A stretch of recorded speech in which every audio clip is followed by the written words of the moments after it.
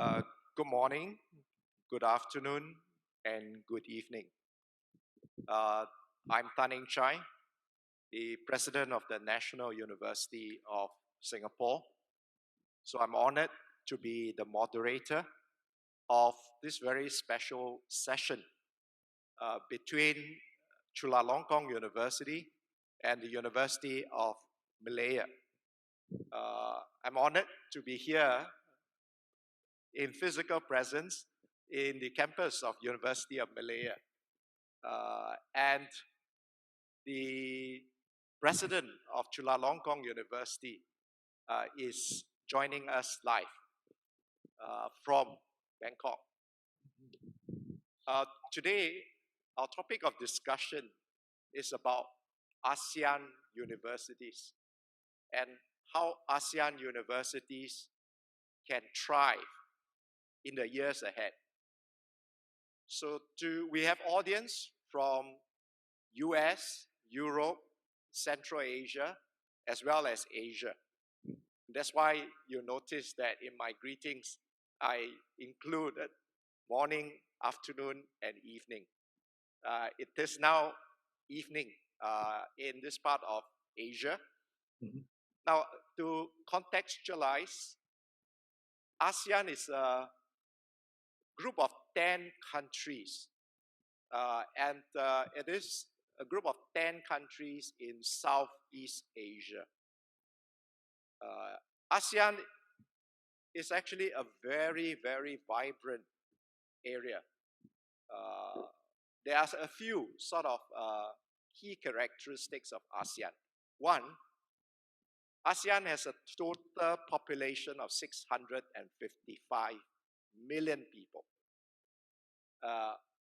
And ASEAN actually has 1/3 of these 655 are young people. So there's lots of energy in ASEAN. Now, in the last 20 to 30 years, there's a lot of peace and tremendous economic progress in ASEAN countries. And if you look at it, the energy is infectious. In the next 10 years or 20 years, ASEAN is poised to grow even stronger. And one example is that 10 years ago, most of the people in ASEAN don't have digital connectivity. But now, almost everyone in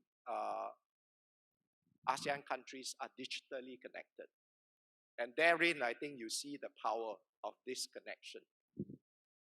And in ASEAN,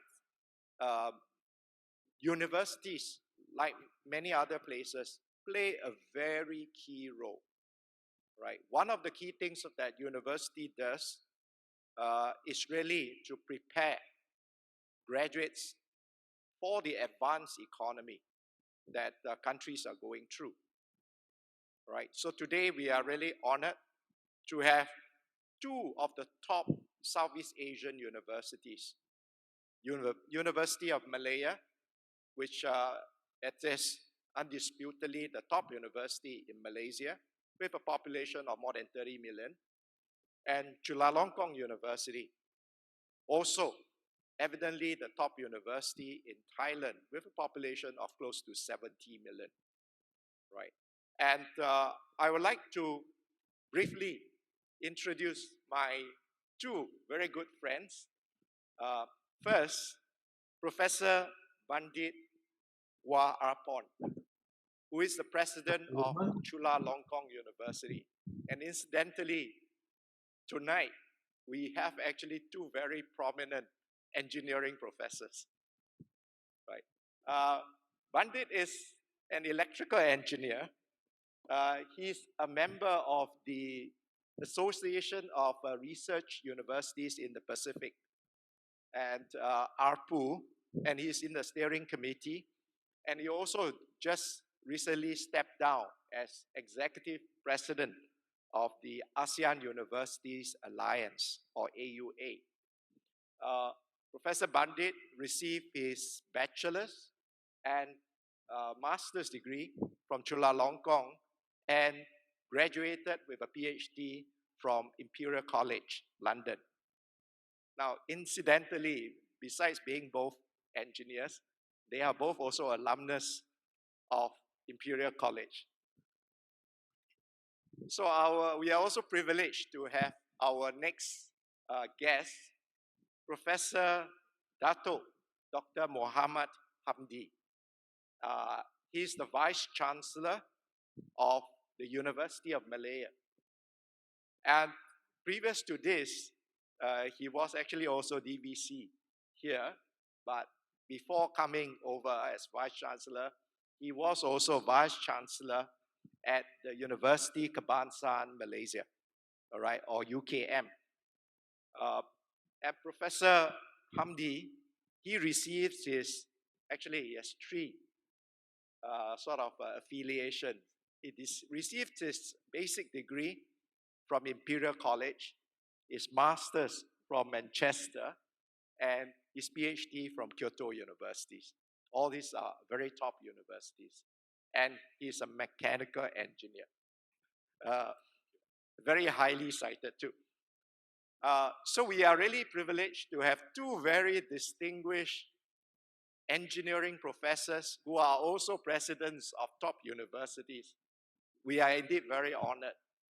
Now, to kickstart, I thought it's useful to contextualize this, and I'll first like to invite Bundhit to share with us some key aspects of Chulalongkorn University. So without much ado, Bundhit, over to you. Thank you. Thank you, Chye, and good morning, good evening, good afternoon, everyone. First of all, I'm really honored to have a chance to join with you all for this discussion and for this sharing of thoughts. I would like to take this opportunity to introduce our university briefly. Chulalongkorn University is a public university, the oldest university in Thailand. Being an old university, we are inherited with perhaps classical way of thoughts and doing things. However, as we all experience in the last few years, especially, the world has changed very, very fast. So as a university, an oldest university, we also have to adapt ourselves. I personally believe that in this fast changing world, if we adapt ourselves, we can just only survive. If we want to thrive, we need to change. And at our university, we have continuously changed it. I have done it for Chula. And now we have been changing from a teaching university that does research to a research university that teaches, with an aim to transform our future through research and innovation.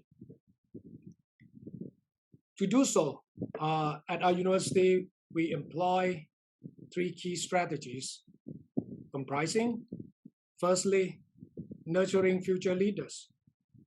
Secondly, impactful research and innovation. And thirdly, sustainable development. I would like to be in a little bit more details about each strategy, what we focus on. To nurture the future leaders, we integrate 21st century learning paradigms, which focus on analytical and critical thinking, communication and collaboration, creativity and entrepreneurship, now into most classes of the university. In this coming new semester, which will start in August, we will be fully opened for an on-site activity. For the second strategy, impactful research and innovation, we have set up an innovation enterprise, which is the first one in Thailand, and we drive for it to attract much more funding from private sector, which is different from the past. We heavily relied on governmental budget, but we realized that we need to rely on other source of fund to conduct research as well. Now it has changed the way of many researchers think and do research. By doing so, it bears very satisfactory results. It has been proven during the pandemic, many innovative products have been produced from our research to serve Thai public. Lastly, for sustainable development, we position ourselves as an open and integrated platform. We proactively seek industry, university partnership, and supporting local and global engagement to solve challenges and ensure a sustainable future. So after pursuing these activities, about 5 years now, with the obtained results, I think we are on the right track. Thank you, Chye. Thank you very much, Bundhit. And one thing which you mentioned that struck me is that in order for Chulalongkorn to thrive, you need to change, right? And I think that could be a central message that cuts across even top universities in Southeast Asia. And thanks also for elaborating your 3 broad strategies to transform the university, namely in terms of stepping up or nurturing your students as well as your graduates, on focusing on impactful research leading to innovation, and finally to incorporate sustainable development. It's now my pleasure to invite Prof. Hamdi to also share with us some key aspects of the University of Malaya. Prof. Hamdi, please. Thank you. Thank you very much, Pan and Bundhit. And ladies and gentlemen, thank you so much for being with us today. Good day to all of you. A brief description about the University of Malaya. As mentioned by Chye just now, University of Malaya is the oldest university in Malaysia. It has a unique history together with NUS, actually, University of Singapore, where we were actually established in 1905 and separated when the 2 countries become separated as well. University of Malaya is a comprehensive university, having disciplines ranging from arts and humanities, law, engineering, science, built environment, medical, and so on and so forth. It is one of the main research universities in Malaysia. We have 5 out of the 20 public universities, and University of Malaya has been currently graduating more than 220,000 alumni. A lot of our alumni are illustrious individuals and leaders, either in corporate sectors or in the government servant. And we have more than half of our prime ministers of Malaysia are our alumni, including the current one and the previous one. Alumni of University of Malaya has played a great role in developing the country. And University of Malaya is expecting to perform continuously, producing leaders. We can possibly be branded as the factory of leadership, I believe. And we will continue doing so. University of Malaya is in a position now to transform, just like what happened in Chula, where we embark on the transformation plan starting last year.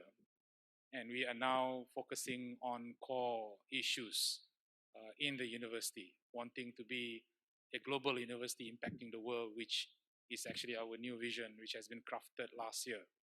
And in doing so, we also have our own new mission, again last year, that we put Universiti Malaya in, as the mission of Universiti Malaya is to push the boundary of knowledge and nurturing aspiring leaders.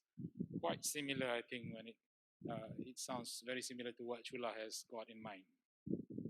Universiti Malaya currently is having a total of close to 28,000, 17,000 undergraduate, 8,000 postgraduate, foundation program, diploma, and also other, other students. And a total of 29,000 fluctuate according to years. And we have a faculty strength of around 2,200 faculty members. We have our own hospital, teaching hospital with 1,400 beds. And these are some of the main characteristics of the Universiti Malaya. I think I'll elaborate later. Chye, thank you. Thank you very much, Hamdi. Indeed, NUS and actually, we have the same roots as a medical college. And it's nice to be back, to the mothership. All right. And like what Prof. Bundhit has mentioned, even top universities, they are leading the pack in changing themselves, right? Because this is an extraordinary time, and this requires actually some very drastic and disruptive changes across universities. I would like also to give the audience the context in the respective countries. So Thailand is a large country with close to 70 million people, and Thailand also has a very efficient higher education system. So I'd like to invite Prof. Bundhit to elaborate a little bit on some of the key features of Thailand's higher education. Over to you, Prof. Bundhit. Thank you. Yes, thank you, Chye. I think in Thailand, we have hundreds of universities totally, and but dominating by the public universities. We also have, let's say, about 100 private universities. However, the main distinction between these two types of university, which is perhaps similar to many other countries, but in Thailand, the public universities are mostly funded by the government, whereas private universities are not. With this, the public universities, we are under more restricted rules on things we can or we should do and how we spend our money, whereas private universities have more flexibility. And in the last few years, we have been perhaps put more strictly regulated in terms of spending money. So in that sense, the private university has more flexibility. And the private university need to make sure they can earn enough revenues to cover their expense and their interest in some particular heavily invested fields, for example, like med school, medical, life science programs are also limited. And so most of their fields are normally marketable and can have more benefit from and marketable. And so I would say that private university is normally focusing more on the commercial related fields, however, with this fast changing world, we need to be changing quickly. In that sense, I think private university have more competitive edge compared to public university like Chulalongkorn University. In doing so, we rely partially or heavily from the government funding. For example, at Chulalongkorn University, we rely out of 100% of expenditure, we rely on governmental support, about 30%. So 70% need to be on our own. So we need to have ways to earn revenue, which is perhaps different from most of the public universities in Thailand, because as an oldest university, we, on the positive side, we are inherited with land and space in the center of Bangkok, so we can earn some revenue out of that. It helps a lot nowadays. And public universities, as a university, generally need to find new source of incomes, not only Chula. So most of the public university in Thailand right now realize that they need to change themselves, because the governmental funding keep depleting from time to time, year on year. So most of universities need to turn their research into some commercial products, rely on themselves more and more. So that is the brief summary and feature of Thai universities, I would say. Thank you. Thank you, Chye. Thank you very much, Prof. Bundhit. I'll next like to invite Prof. Hamdi to again give us a sense on the higher education landscape in Malaysia. Prof. Hamdi. Thank you. Very briefly about the features of higher education in Malaysia. We have 20 public universities, which have been classified as research university, 5 research universities. We also have technical universities, 4 of them. There are also boutique universities focusing on marine, focusing on biodiversity, focusing on specific area of research interest. And we also have other comprehensive universities, so total of 20. At the same time, we also currently have 50 private universities, and we have 10 international universities, branch campuses in Malaysia. Also 34 college universities, and we have at least another 300 private colleges in Malaysia. So that's a huge number of private institutions in Malaysia, highly affected by the COVID for the past 2 years, but some survive. 25% has got a real issue financially, but a lot of them survive, and now I think they are coming back into the game.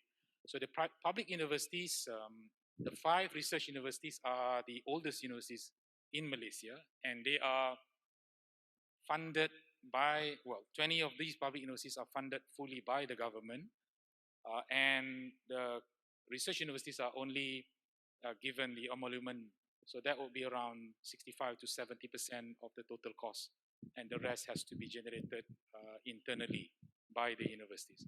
So these are the demography of universities in Malaysia, and the government of Malaysia is actually targeting to make Malaysia an educational hub with a focus of bringing in a total of 250,000 foreign students by the year 2025. We are actually at the trajectory in achieving this, but when the COVID comes, the aim is somewhat derailed, and I think now we are having roughly around 60,000+ international students. So it's quite a far-fetched to achieve back the 250,000 international students. So the government has been relaxing the licensing, giving to private universities, and encouraging more of the university from overseas to set up campuses in Malaysia, with the whole idea of bringing in primarily the international students to Malaysia. So those are some, I think, probably some key features. Thank you very much. So you can see that in both countries, both countries are highly dependent on their public universities to train actually a big proportion of their own individual talents. And these are complemented by private universities, which are usually driven by bottom line, by profits. And the public universities are also the ones where you see a big focus on research. And earlier, Prof. Bundhit has mentioned that Chulalongkorn is a research-intensive university.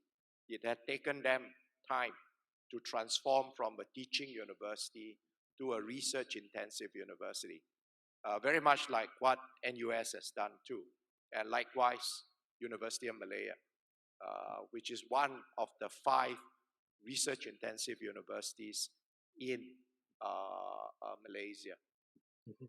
So in a way, I hope the audience can see the context that the 2 universities are at the pinnacle of the big echelon of public and private universities, and they differentiate also from the other universities in that they are the ones that not only can train talents for the country, but they are the ones who can drive innovation for the country, right? And that is why research and innovation will feature quite importantly in research-intensive universities. So let me try to move the context to outside of Thailand and outside of Malaysia and just look at, in the macro aspect, Southeast Asia. All right. What I would like to ask my 2 distinguished panel members, what are some of the key trends, all right, whether it's globally or whether it is regionally within Southeast Asia, that Southeast Asian universities must be aware of? Right? What are some of the key trends, globally or regionally, that Southeast Asian universities must be aware of? And of course, you would know that my following question will be, how do we address this? What implications it has for us, right? So again, if I may, to push it to Prof. Bundhit first, and then to Prof. Hamdi. Prof. Bundhit, over to you. Thank you. Okay, thank you. I think before pointing out the key trends, I would like to elaborate a little bit on 2 particular issues. The first one is that concerning the war and conflicts, which will lead to the trend that we need to adapt ourselves as a university. What we have been observing is in the last few years is that we have seen trade war, Russian and Ukraine conflict, or the likely rebirth of Cold War, which I think it results in the segregation groups of the countries. The connection or linkages may not be as globally or strong as in the past. In addition to that, with this conflicts, to a certain level for some particular group of universities, I think it decreases trust, as we have seen clearly, especially for students from some particular countries uh, may not be welcomed in some particular part of university in the world. So with the decreasing trust, the collaboration across the groups may not be convenient as it used to be.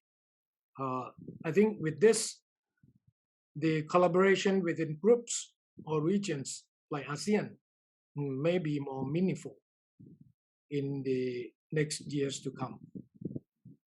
On the other point, I think internet and information technology has created open access knowledge platforms. It has resulted in changes in educational landscape. Therefore, the universities are facing and will face more competition from these new forms of education. We have seen that the online courses provided by prominent companies like Coursera, Udemy, or YouTube, etc. We have seen that especially the digital education landscape has changed very rapidly in the last few years. So with this, I think a university need to change and create the values for themselves to be able to attract students and gain public appreciation as it used to be. Therefore, to thrive in the future, the activities, curriculum, research, for example, need to be relevant to public needs. That is very important. If we do things that we want to do but doesn't serve public needs, I think the value is not much. So what we need to do is to do things which have impact to the society. In addition to that, these things, we need to do it quickly. One of the things that we have been observing when private firms, especially in Thailand, and I think it occurs also in many other countries, when private firms collaborate with professors or academia in the university, normally we don't do as we commit, especially according to the time frame. So the speed is not matched with what the private sector would like to see.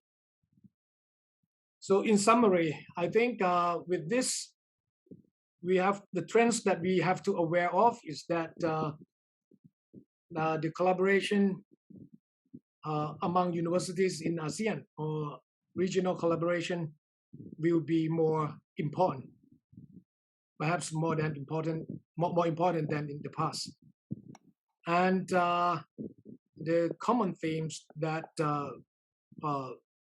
regionally relevant, perhaps concerning what we are having the foundation at, like or the need that we have, like health and well-being, food and agriculture, energy and climate change, for example, or digital economy, etc. And these issues and activities could be identified. Otherwise,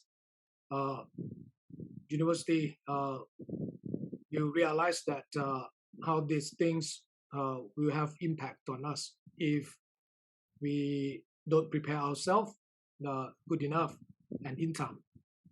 Thank you, Chye. Thank you very much, Bundhit. And I think the key points which you have so ably sort of summarized would be that one, the geopolitical changes that we see, well, of course, starting from US and China, but having ramifications throughout uh, is also a manifestation of the erosion of trust, right? And there is, in a way, a move towards deglobalization, and therefore, uh, it's an imperative for our region to actually be more resilient by collaborating and working together, right? And according to you, collaboration now is more important. And your other point is also that there are tremendous challenges. What you have highlighted, that the changes in the industry has been so tremendous. There are more disruptions. The tech companies, and earlier we have mentioned that ASEAN is so digitally connected, and therefore you can't run away from technology. And how do we actually react? And Prof. Bundhit's point is that you have to start from the very basic, how we teach, all right, and what we teach. So your curricula and your pedagogy will be very important. I'm sure Professor Hamdi would be able to add and elaborate. Prof. Hamdi, thanks. Yeah, thank you. A lot has been touched on the geopolitics aspect. I probably will touch on the socio-economic elements of the global trend. I think the business resilience is an issue now, where digitalization, automation has come powered by the IR 4.0 wave. And it really, as mentioned, disrupting a lot of business capabilities.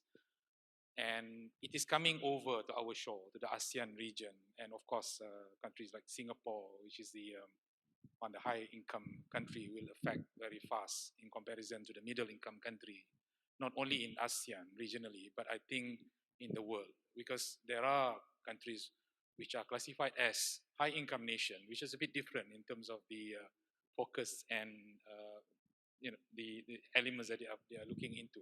And a lot of the countries in the middle income, which probably are having different priorities, and what more if they are coming from the low income country. So it is the same situation regionally in ASEAN, I think. We have 3 different country groups, which are also having different priorities. Looking at this demography, I think the ASEAN universities would have probably need to focus and reimagine what educational aspects that they are going to focus on for each of their country, because I believe that the high income nation would probably require a little bit of a different emphasis and focus in comparison to the middle income country. We are talking about disruption, the technological disruption, and how do we address that? Some of the low income country might not be affected that much yet.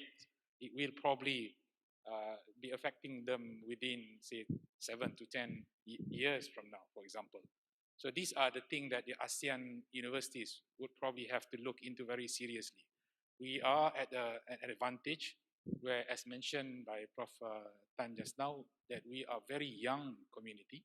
The average age of ASEAN citizen is 29 years of age, in comparison to the West, which is actually 40. So we are relatively young by 11 years in comparison to the Western countries. Hence, with a population of 660 million, there is a huge labor market in this region that, if been capitalized fully, can really bring about lots of economic impact to the region. And if we look at the regional aspect, for the past 15 years, ASEAN has an average economic growth of more than 5.3% for the past 15 years. That is amazing in comparison to the European, for example, continent. So ASEAN has been really expanding economically very fast. And these are the trends which I think has to be seriously looked into by the ASEAN universities, because we are going to be the major players in producing capacity building activities, for example, producing the needs of the country to ensure that the capacity that we build, the graduates that we produce, is actually supporting the economy. Either you are in the high-income nation or the middle-income nation. What more in the developing nation? So I think it has to be tailor-made to the needs of the country, and there is no one-size-fits-all in this case because each country, the context, I think, is very different. Hence, the universities in the country will have to respond to the challenging context in their own country. So I think it's very tough for us to say that we should all be moving in the same direction because the trend is like this in the world, for example. So it has to be contextualized to each of the country and what are the needs of the country, and the universities in ASEAN will have to respond to that because each of the country is very, very different, which have different priorities. So when we talk about the trend, I think we need to look at the context of each of the ASEAN nation and then address it accordingly so that we are supplying the relevant solutions to the issues faced by each of the member ASEAN countries. Thank you. Well, thank you very much, Prof. Hamdi. In fact, you brought up a very, very good point that countries in ASEAN, they are actually very diverse, right? And if you look at them economically, especially in terms of economic development, you can see actually three groups: the high-income group, the middle-income group, and the low-income group. And every country also, it's different in terms of its own culture, its own people. So while the same disruption or trend may be happening and impacting across the Southeast Asian region, the interventions have to be contextualized. It doesn't mean that every one of us should be doing the same thing, right? You need to contextualize it according to what the country, where the country is, and the inherent capabilities of that country. I think for a moment, you would have thought that Prof. Hamdi is an economist because he was like quoting all the economic figures. But that shows why it is important for us to be multidisciplinary because it is so important for us to have a very broad understanding of what is happening in the country before we can tailor appropriate solutions. All right.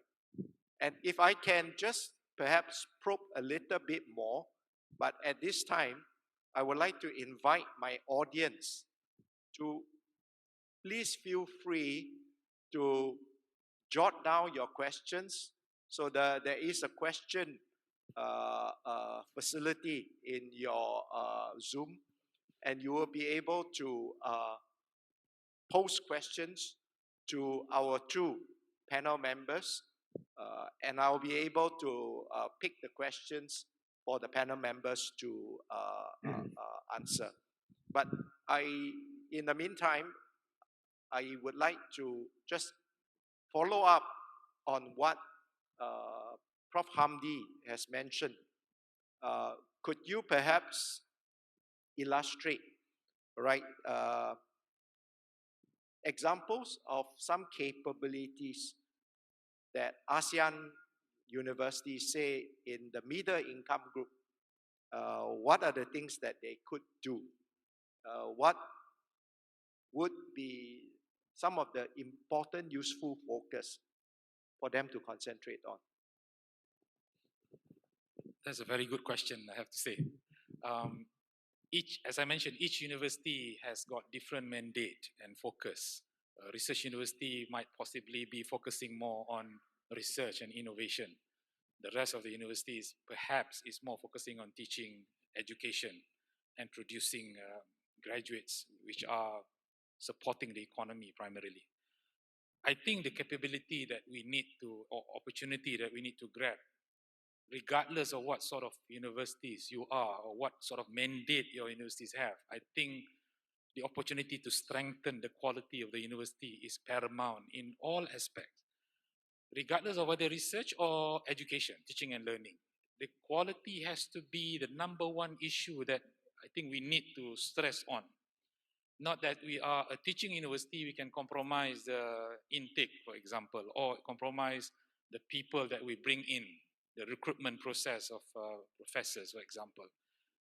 If we keep on maintaining the quality aspects of our staff and students, I think we are going to be there somewhere along the line, and we will never be wrong when we champion quality. That's number one. Number two, a lot of the ASEAN universities are struggling financially. And the challenges, the opportunity at the same time is actually to really diversify revenue, because we can't just depend on government assistance anymore. The government will probably slowly reducing the financial assistance to university. And this is what we have been seeing across ASEAN universities. Almost everyone is complaining the same thing. So therefore, the opportunity is really to strengthen diversification of resources. The revenue coming in, for example, depending on fees alone is insufficient. And therefore, a different skill set is required, I think, for university leaders. And we need to really up the game in terms of revenue generation. And growing what we already have, the revenue stream that we have, we need to increase and again diversify the revenue stream. And in order to do that as well, since financial is an issue, we need to possibly push up the efficiency elements of our operating process, because that will reduce leakages and also improve the optimization of costs. And finally, the research component. A lot of university, even though in teaching and learning aspects alone, we still have the component of research. Only the size might be different. Research university might be having possibly half of the emphasis on research, but maybe on the teaching, perhaps slightly lower than that. But again, it is still research. In my opinion, the opportunity to strengthen the research component is where we build innovation. Research is not just for numbers, for producing papers, for example, for the sake of papers alone. But research has to be translated also, apart from the normal process of producing, but we also need to ensure that, especially in applied research, we produce something that have impact on the nation. The nation require university to solve a lot of the pain points of the nation. The industry in the particular country require the university to assist, because they might not have the capacity to solve some of the issues, which require the university to actually come to the front and solve these issues. So I think the research component need to be integrated. I know that we have been doing a lot on this aspect, but we need to enhance this to the fullest, because the integration of university and industry or government sector, the triple helix, or now people are talking about the society, the quadruple helix, has to be really integrated, not just by slogans, but in reality, which is actually quite difficult and challenging, but university has to do it. So in my opinion is that it is the university that assists the country when it comes to the challenge that has been mentioned just now and the opportunity to really help. And we are looking at the elements of university coming very closely with the society, industry, and government agency, solving issues and problems. I think this is very important and paramount to the university to really focus on this. Not just a typical research and collecting citation, for example. So we are doing that all this while. I think the impact of those research need to be felt by, especially by the nation, because the existence of the university, not just producing graduates, but also when it comes to research component, is solving the issue of the nation. And hence, eventually we will see that the nation will feel the impact of the existence of university, especially when we are talking about the research component. Yeah. Thank you very much. Prof. Hamdi actually brought up a very important point. Earlier, he mentioned that you need to contextualize the interventions. And he spoke about the importance, at least from the economic perspective, to strengthen your balance sheet. Basically, make sure that your revenue can support your expenditure, and to look at diversified revenue streams. But more importantly, he mentioned that for a research-intensive university, research is not just simply writing papers, right? And this is a point which Professor Bundhit has also mentioned earlier, because if you remember his 3 key thrusts, impactful research, right? And again, reinforced by what Professor Hamdi has said, your research is not just producing papers, but it must be able to impact on society. So how do you translate your research into products or policies that can impact society? And here is where the university actually would have to move out of its comfort zone and work with government, with industry, in order to realize that. And I think a subtle message is that, if I may, and I'm riding on the fact that both our panel members are really highly cited scientists, and they know what exactly research is about. Research is just not everyone's cup of tea, right? You need really very high caliber faculty members in order to do impactful research, right? And the quality of the faculty members, even for a big country, it's limited, and therefore you should make sure that you concentrate your resources. And that's why in most countries, you'll notice that there is a number that you can actually sort of estimate how many research-intensive universities a country should have. US has about 100 research-intensive universities for their 300 million people. So roughly every 3 million people, you can afford to have one, right? And Malaysia, you have about 30 million. You have the potential to have 10, but right now you're starting with 5, right? So likewise, I think it is a matter of how you grow, but there is a limit. So it cannot be every university can be a research-intensive university. Now, if I see some interesting questions, all right, in the side chat, if I may, maybe I'll pause here and to see whether Prof. Bundhit, would you have anything to add? Right. Thank you, Chye. I fully agree with what Professor Hamdi mentioned earlier. But as a university and as a member in the university, I have been observing that in the universities, especially in Asean, most of the knowledge taught in the class are normally generic knowledge, which we can access or we can study from textbook or from the internet. And in this particular point, I think Chye, you mentioned about the capability of ASEAN University and the opportunities in the emerging era.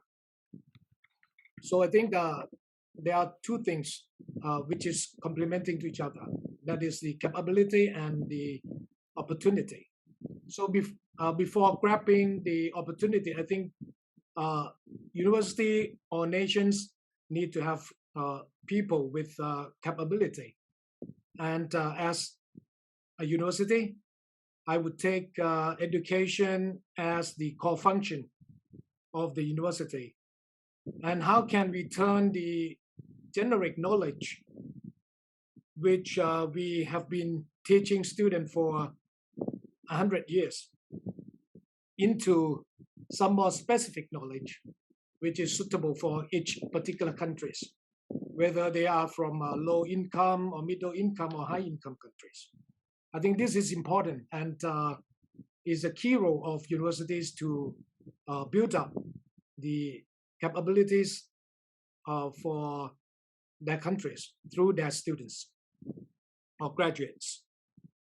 I personally think that knowledge, and in many aspects of knowledge, it's easily to be outdated, especially during in this rapid changing world. Some knowledge may be updated quickly than others. But how can we teach our students to have skills to use knowledge and to build up their own way of thinking, to capture new opportunities? So turning generic knowledge into more specific knowledge, I think it needs to be integrated through research, or in some other cases, not doing research directly, but collaborating or working with private companies or organizations outside universities. In that case, I'm quite certain that professors would have more knowledge and more specific knowledge for their students. And as we know that if we can build up the capability suitable for the needs of its own nation, I think that is the value of the universities. ASEAN is diverse, as Professor Hamdi mentioned earlier. Each country has its own characteristics, different level of incomes, and therefore they have their own specific interests. And to build up what kind of capability, I think there are three key factors that a university should pay attention on. The first one is to have a good foundation in that particular interest that you want to build up capability. Secondly, the ability will be useful if it can serve the demand or high demand especially. And thirdly, the ability of their nation or their country that having competitive edge is even more beneficial for the country, which university need to pay attention on. And I think these three key factors will identify what sort of abilities that the university should focus on to build up their own people, the students or professors. For example, like in ASEAN, I think we are generally rich of sunlight, water resources. We have abundant water resources. Therefore, in my personal view, agriculture, food production is perhaps one of the common interests and common capability for most of the ASEAN countries. And if we pay attention on this, the foundation, if a university has good foundation, good resources, good people in this particular field, like in food and agriculture, and definitely whether there is war or conflicts or not, all the nations need food. So if we have ability in food and agriculture, then definitely they can serve the high demand in the future. And if agriculture and food in some particular countries providing their competitive edge. I think this is the ability that university should focus on, and it will be providing people and nation to grab the opportunities.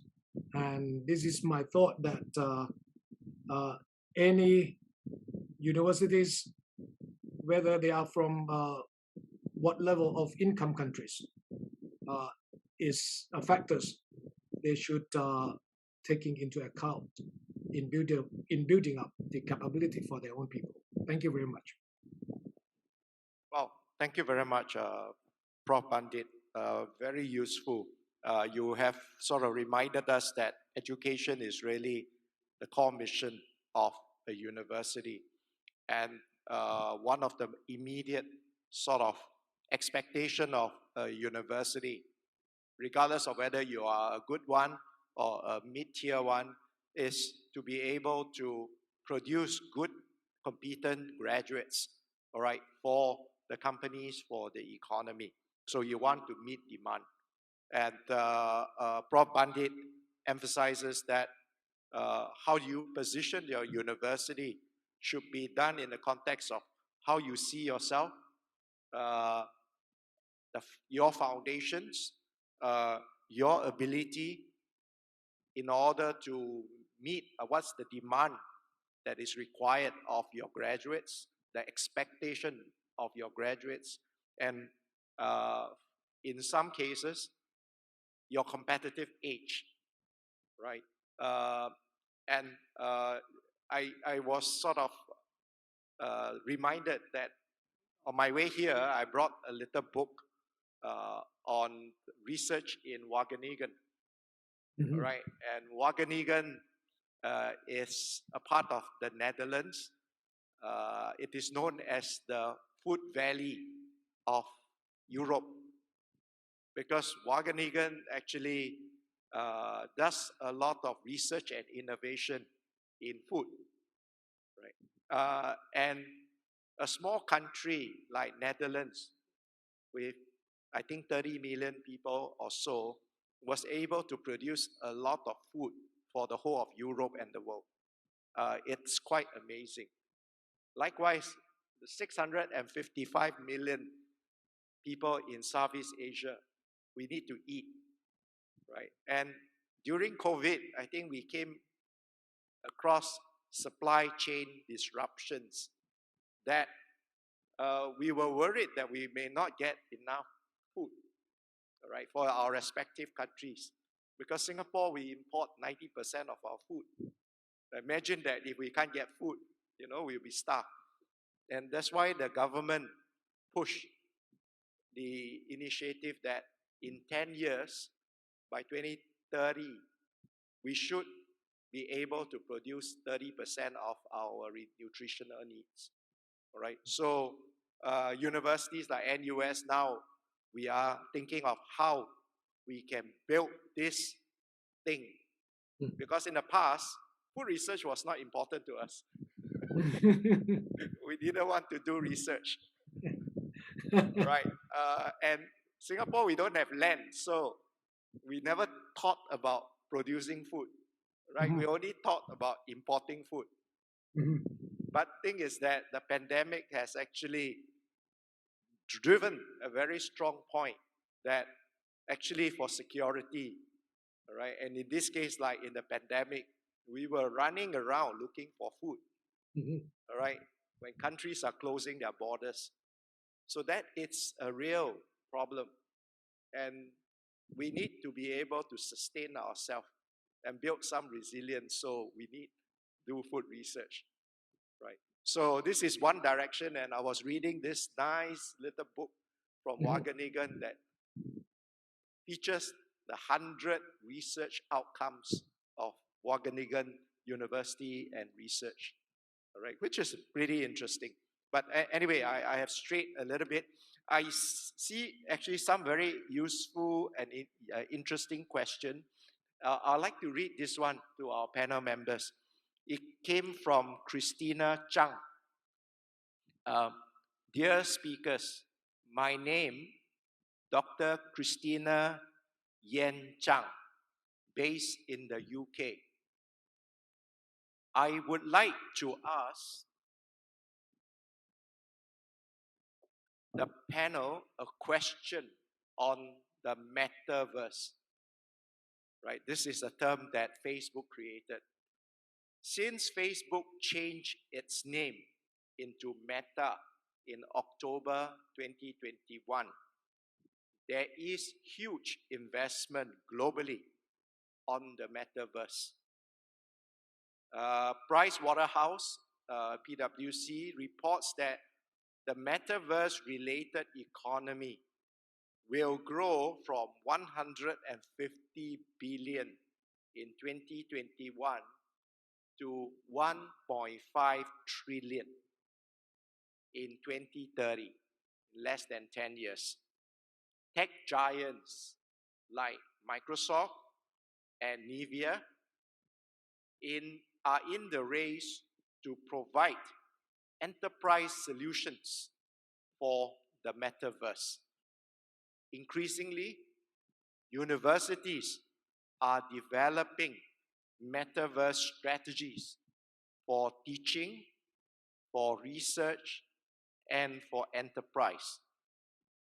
So the question by Christina: would Southeast Asian universities be interested in exploring more opportunities in the metaverse? Thank you. Who would like to take this? Shall I?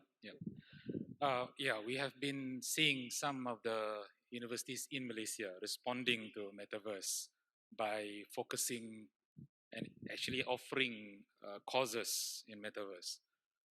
As for us, we focus that on research, and the response might not be as rigorous as some other universities in Malaysia. So if I talk about the context of Malaysian university, yes, some are responding very aggressively towards this by producing, and now I know that some universities are actually offering the undergraduate course on metaverse. So I think that is the response rate in the Malaysian university. But a lot of other universities are still looking at it from the angle of teaching it as a content in the subject and also research.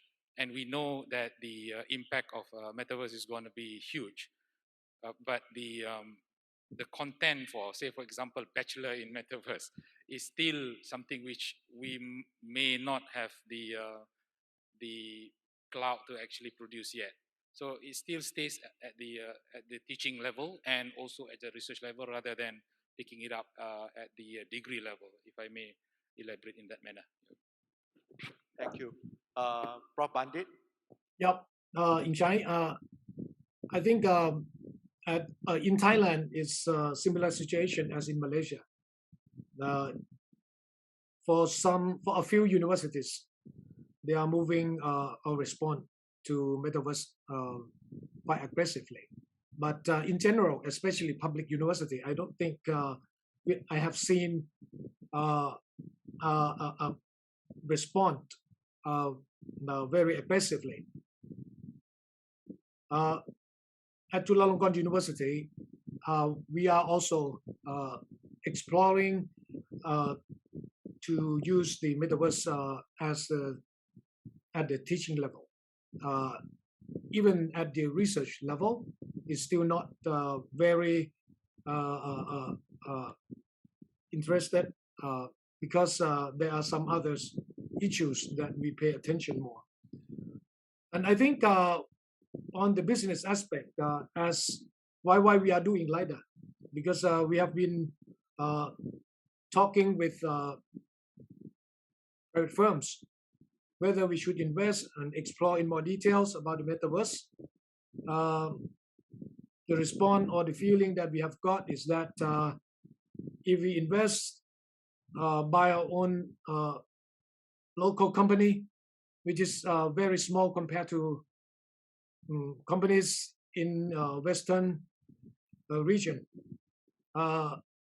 we cannot move fast enough. And at the end, perhaps you will be taken over. So in terms of moving into that direction, we are still exploring and observing. Teaching level has been identified at Chulalongkorn University that 3 steps is that firstly, which particular subjects that we are going to implement or test with the metaverse. And secondly, which location that we will be investing. And it has been identified that a certain area at Faculty of Engineering will be used.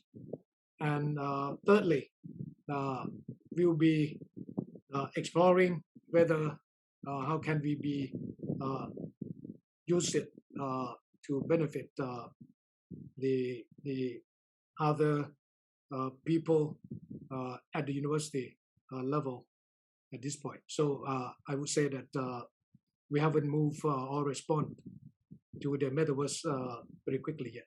Thank you. Wow, thank you. I think this is a really interesting question. And if I also want to add to our 2 panel members, the metaverse is a construct at this point in time. They, or at least Facebook, has some ideas on how it could look like, but things are still developing very fast, right? And the big companies like Facebook, Microsoft are actually putting a lot of their good people to think about how they can actually refine the construct.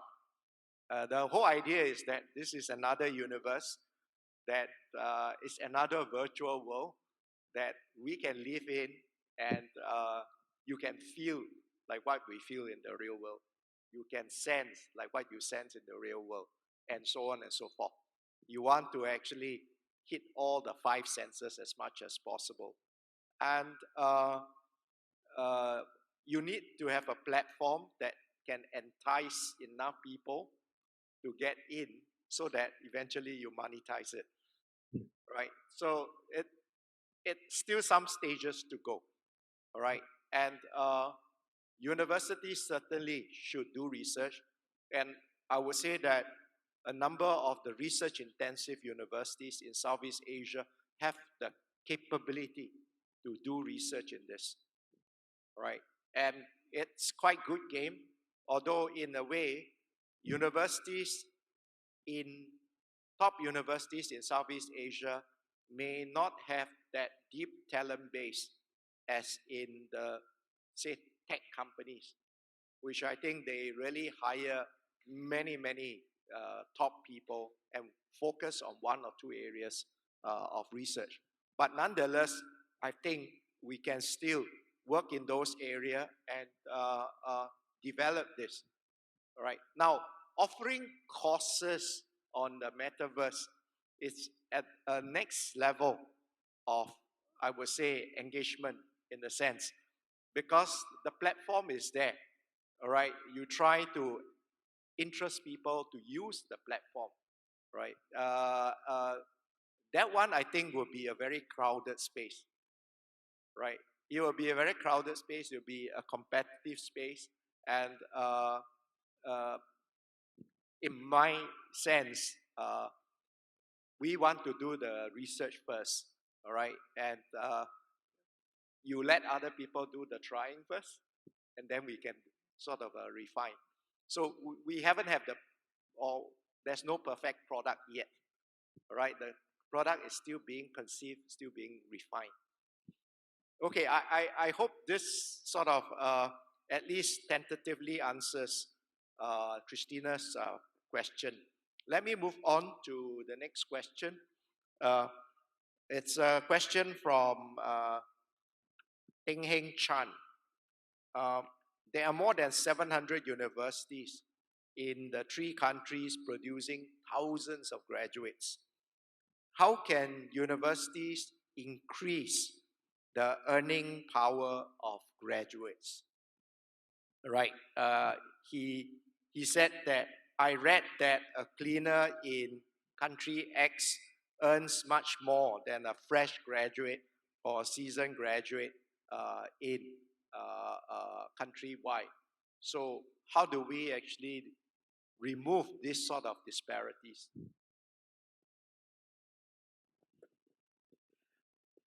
If I may,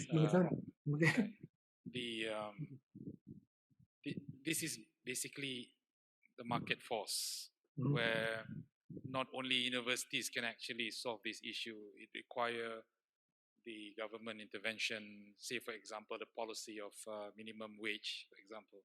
Some countries have got that, some do not. Hence, it is up to the industry and the market force to actually offer what sort of salary or starting salary for the graduate. So there's a lot of issues. Not only university can solve it. However, I think university must position the graduates and very clearly imagine where exactly that we want the graduates to actually contribute to the country. If the university is mandated to produce skilled worker, for example, or very high skilled worker, then they must do it in a very good way so that these graduates can actually perform well. But universities like or possibly Chulalongkorn, I think we probably need to position the graduates in a slightly different manner. It is not us supplying talents for the industry alone, I think. It is us to produce leaders who eventually lead the industry, if possible, with the technology that we provide, with the education that we provide, rather than just supplying talents to the industry. I think this is a different mindset. Wanting the graduates to actually lead.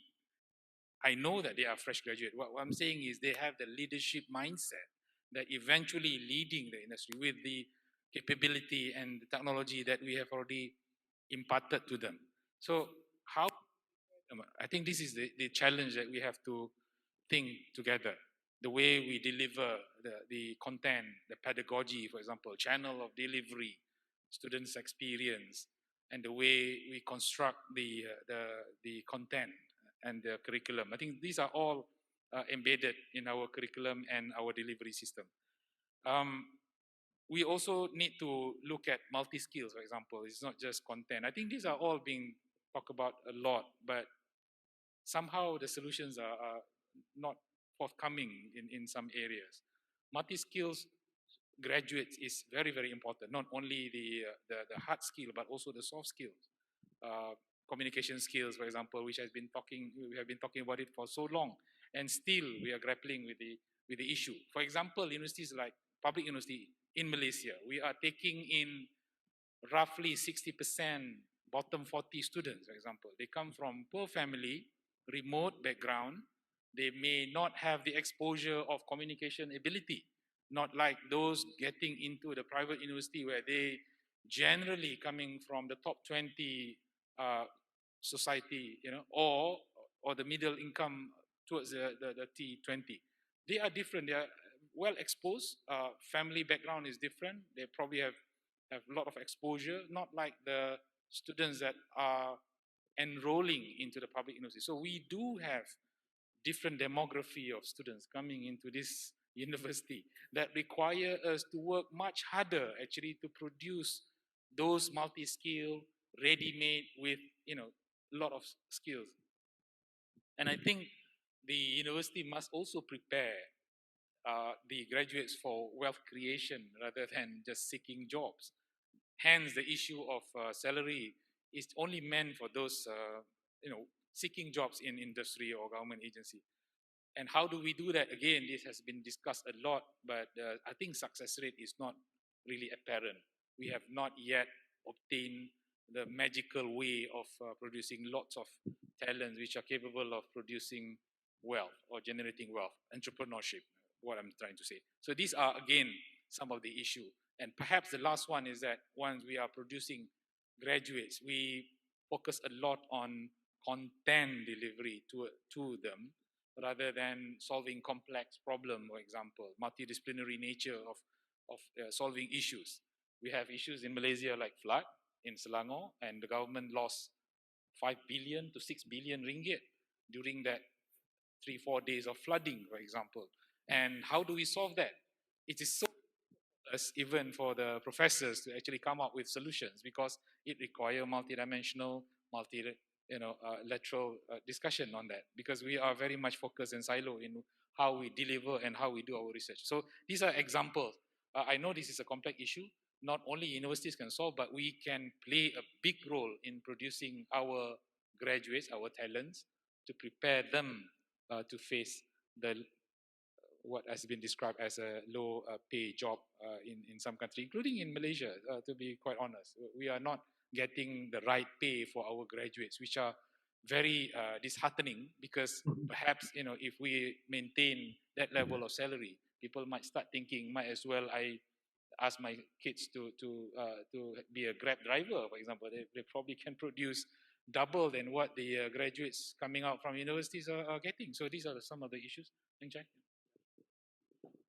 Thanks. I will not pass this to Bundhit because I think Prof. Hamdi has actually given a very comprehensive answer. And I might bear in mind that we have 8 more minutes and there are quite a lot of questions. So I want to address more and more questions. So maybe this is a question to Professor Bundhit. 20 years ago, this is my good friend Feng Daxuan. 20 years ago, a dialogue like this with ASEAN universities would have no interest in the world, right? But in 2 decades, the intellectual level of ASEAN has been completely transformed for the better. Why is that the case? Is it just because ASEAN has become richer? So can I pose this to Bundhit? Yeah, thank you, Chye, and Feng Daxuan as well. And I think you have pointed out important factors that the economy in ASEAN getting better. We are becoming wealthier nationally, and with this, I think the quality of the education and research and quality of people consequently related to investment. Because as we are running university, we understand that to get a good quality of education, frankly speaking, you need money. If you are still poor, how can you invest? So that is one key factors that we have invest more in education in the last 20 years. And not surprising that the quality and the number of professors and students from ASEAN coming up strongly in the global arena. And however, in comparison, I would say in the next 10 years, can we still thrive into the future? Of course, in general, if we still invest in the education, I think we can still drive forward. But what I'm thinking is that if we sort of invest in anything that coming up into the picture, then we may not be as strong as it should be. As my thoughts presented or mentioned in earlier, that to build up abilities, if you can identify the abilities which suit your nation, then it will become more impactful, that you will have stronger representation in the international level. And so that is my answer and my thoughts that I would like to share. Thank you. Wow, thank you very much, Prof. Bundhit. And in fact, my last question is probably also in a way indirectly answering this question that you have answered. So let me read out the last question since because of the time constraint. So it came from an anonymous attendee. It says that the implementation of research to society is very on point. Additionally, I think it would be great if ASEAN in general worked together with higher education across ASEAN to help the low-income nation students in order to give them the opportunity to study, all right, to learn. So something like the Erasmus Mundus program in EU countries. So this is a program where they facilitate exchanges of students across all the EU countries. And in order to do that, they have to align all the structures, the academic structures, like degrees are 3 years, masters are 2 years, and that facilitates actually a lot of cross-exchange. And this question, in fact, provides the answer to the previous question in the sense that you'll notice that all three of us are educated in developed countries. I was from the States, Vice-Chancellor Hamdi in UK and in Japan, right? Very developed countries, and Prof. Bundhit was in UK, right? So in fact, education, right, is a key driver.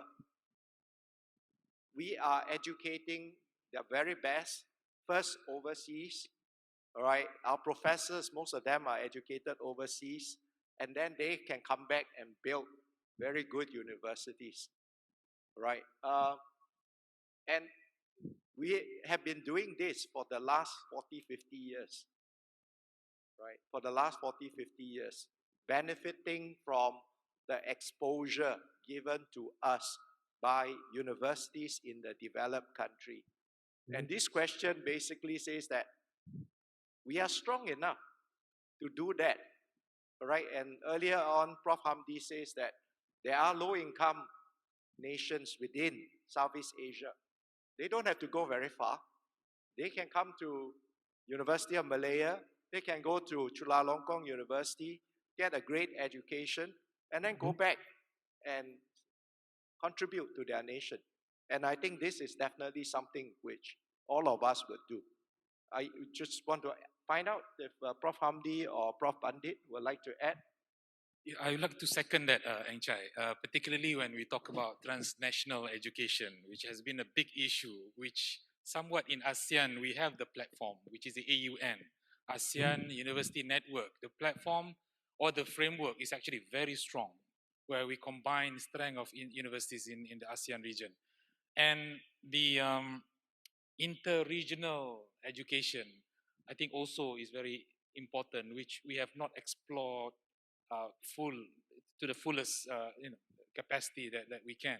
And I think now is the time, hopefully, if the listeners out there, we should start to seriously look into these elements of not only mobility. I think mobility is the starting point where people, students and staff are changing the place of their studies and whatnot. So these are the typical thing that we have been doing.